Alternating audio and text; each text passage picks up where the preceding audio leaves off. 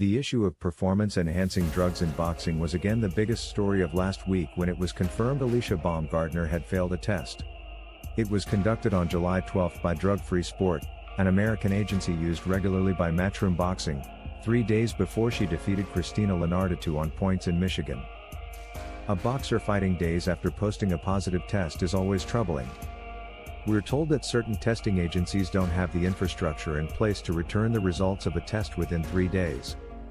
When one considers the worst possible consequence of a boxing match, that's far from ideal. Frank Warren alleged last week that Drug Free Sport only shares test results with promoters. Therefore, the onus is on the promoter to take the next step, if one is required. If true, that should be deemed a concern for obvious reasons. Hearn, in turn, reacted angrily to Warren's claims, which also included suggestions that Drug Free Sport's testing procedure is not as extensive as other agencies, such as VADA and UCAD. I don't know why he, Warren, is criticizing someone who is paying for additional testing, and criticizing that they only test for certain things. We're talking about a positive adverse finding, Hearn told Boxing Social. So they, Drug Free Sport, must be doing an okay job. In May, when asked by Boxing News why he uses Drug Free Sport, Hearn said, "They employ the same system as VADA, and use the same laboratories as VADA. Drug Free Sport is cheaper. It enables us to test more fights for the money." News of Baumgardner, the world super featherweight champion, testing positive for mesterolone and methanolone acetate metabolites was confirmed by Matchroom on August 16. That was 10 days after it was announced by Matchroom that Dillian Whyte had failed a test in the build-up to his rematch with Anthony Joshua, and on the same day UCAD launched an appeal against the National Anti-Doping Panel's (NADP) recent ruling on Conor Benn, a Matchroom-promoted boxer. All three are claiming innocence. Benn, of course, failed 2 tests in the build-up to the aborted Chris Eubank Jr. bout last year, but his UCAD provisional suspension was lifted last month because, as Boxing News reported on August 3, the tests were carried out by VADA and therefore did not fall under the jurisdiction of UCAD. The NAP's ruling was troubling, not because Benn's provisional suspension was lifted, but because it was lifted without any explanation for the failed tests being heard. If UCAD, and in turn the British Boxing Board of Control, can't use the results of a VADA test to investigate the possibility that a boxer is using drugs to cheat, then we have a problem even worse than we have long presumed. Simply, if the original NAP ruling is upheld and that's the end of the matter, there seems little point in VADA testing any athlete in this country again. Hearn remains defiant, saying that Benn will clear his name for a 3rd time. The truth is, he hasn't satisfactorily cleared it once. The World Boxing Council's investigation that took place last year, and could only consider the first test, concluded that a highly elevated consumption of eggs was a reasonable explanation for failing a test only days before Benn stated that consuming lots of eggs was never an explanation his team put forward. And the recent noise about Benn being cleared by UCAD was simply untrue. Though it's believed they have received Team Benn's explanation for failing 2 tests more than a month apart, UCAD are yet to even reach the point of being able to consider it, at least from a legal standpoint. To be clear, this is a criticism of the system and its loopholes, not Benn.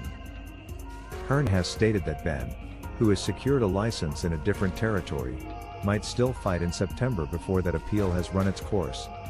The promoter's loyalty to Benn is understood. He believes Benn is innocent, and one might argue that promoting a boxer's innocence is all part of a boxing promoter's job. Hearn's stance on Whyte and Baumgardner has not been as bullish. He is keen, and rightly so, that both boxers be given the chance to explain to authorities why tests were failed. Whyte has long been a free agent and is not signed to Matchroom, and Baumgardner was, according to Hearn, in negotiations about a contract extension at the time of the failed test. Hearn did not deny the boxer had turned down a new contract, however. Going into the last fight those contract extension conversations were ongoing, he told BN. She's got another fight with Matchroom as well and then matching rights beyond that as well, so we expect that relationship to last for a long time. Hopefully, she can find her way back to the ring ASAP.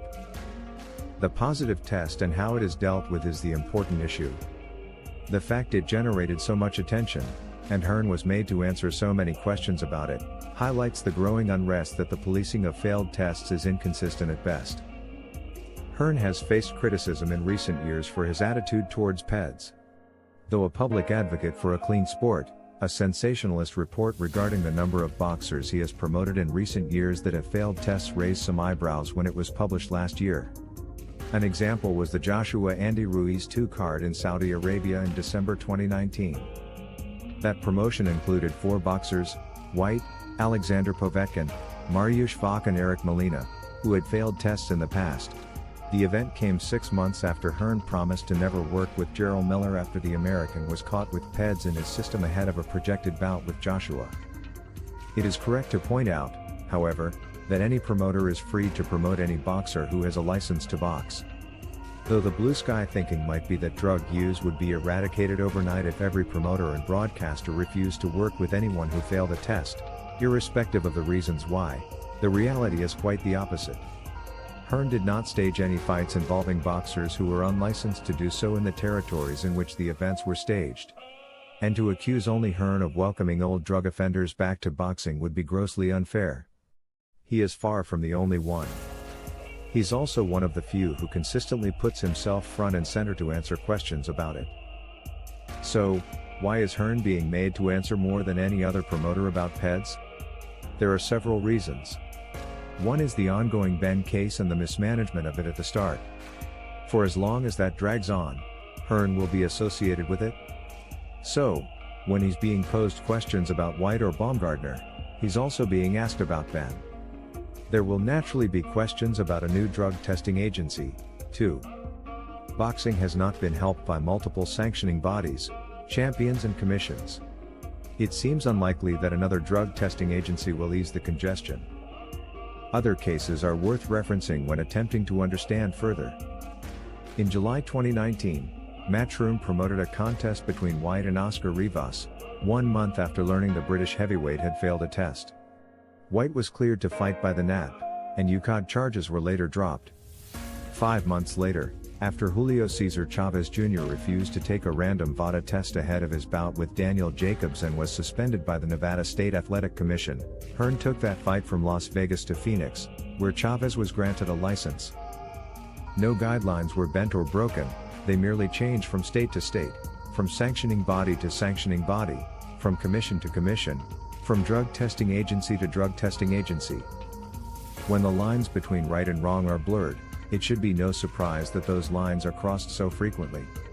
The need for one set of rules has never been greater. Benn says he will clear his name for a 3rd time. The truth is, he hasn't done it once.